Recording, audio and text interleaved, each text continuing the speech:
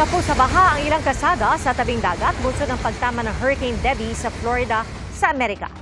Sa gitna po niya, nasagip ng US Coast Guard ang dalawang tripulante matapos ma-stranded ang sinasakyan nilang bangka. Kasama sa forecast ng National Hurricane Center ang posibilidad ng pagkakaroon ng storm surge na aabot sa taas na 3 metro. Posible rin ang matitinding pagbaha sa Georgia at South Carolina.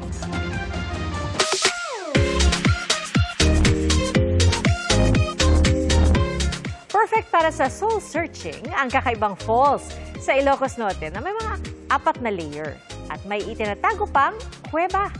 Makibiyaheng saksi kay CJ Torida ng GMA Regional TV.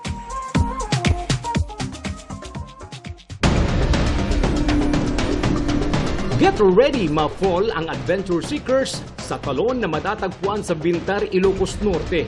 Pero bago mo matanaw ang ganda ng Solcock Falls, may 1 oras na lakad muna ang kailangan mong tahakin at maliliit na ilog na tatawirin. Ang kakaibang falls na yan, may 4 na layers. May kuweba sa 2nd layer na lalago sa 3rd layer.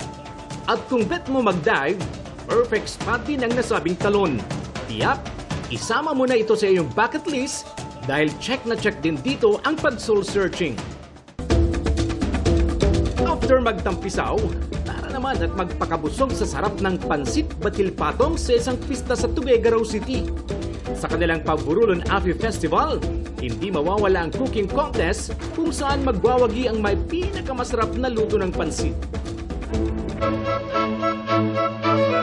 Tara naman at magtungo sa Tagbilaran City ng Bohol para sa isa pang pista.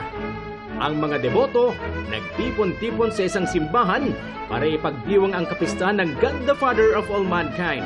Matapos ang misa, isasagawa naman nila ang patunob kung saan inilagay nila ang imahe ng God the Father sa ulo at balikat ng deboto para gumaling.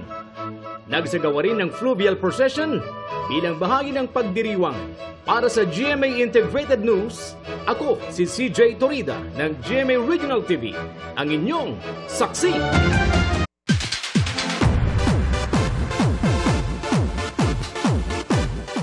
Back-to-back happiness ang hatid ng Queen of Tears star na si Kim Ji-won at ang Not Shy Girls ng ITZY nitong weekend.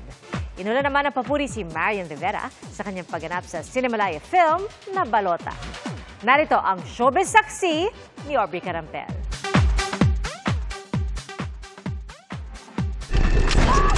Magagandang feedback ang natatanggap ng Cinemalaya entry ng GMA Pictures at GMA Entertainment Group na Balota. Usap-usapan ang pagganap ni Kapuso primetime queen Marian Rivera bilang si Teacher Emmy. Hindi pa rin ako mawawala ng pag-asa.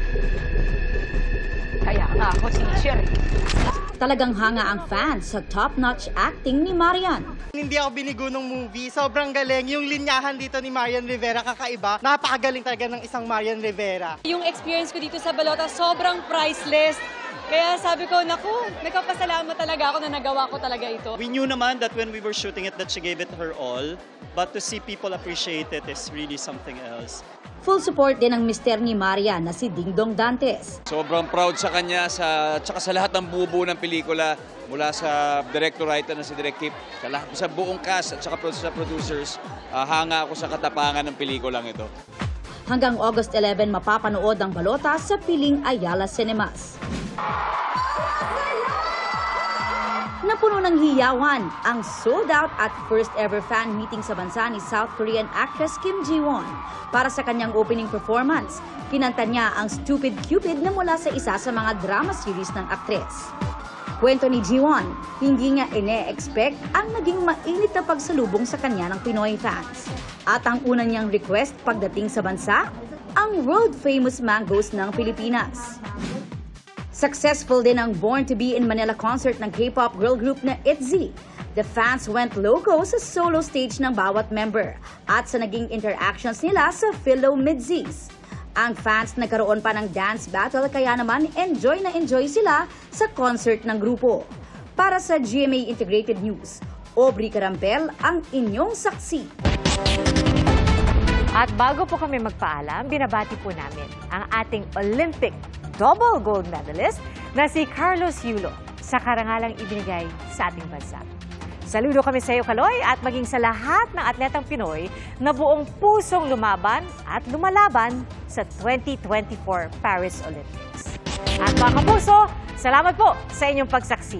Ako si PR Arcangel para sa mas malaking misyon at sa mas malawak na paglilingkod sa bayan. Mula sa GMA Integrated News, ang News Authority ng Filipino, hanggang bukas, sama-sama tayong magiging saksi.